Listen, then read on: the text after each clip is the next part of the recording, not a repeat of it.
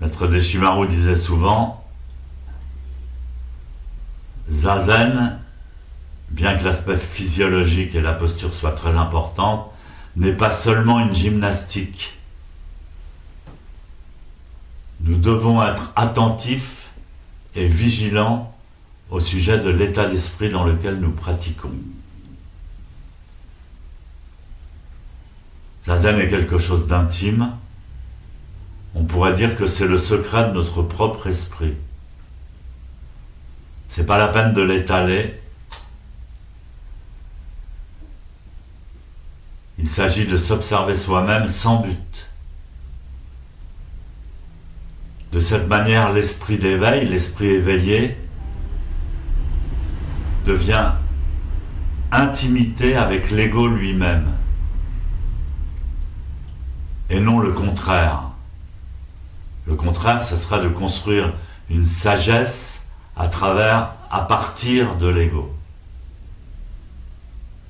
Une sagesse dogmatique à laquelle on s'attache. Lorsque nos conceptions dogmatiques apparaissent, plutôt que de s'y attacher, nous devons faire zazen.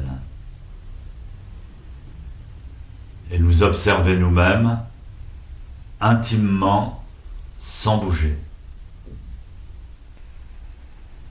Observer notre propre ego sans développer d'opinion. Alors on comprend l'ego comme un panorama silencieux.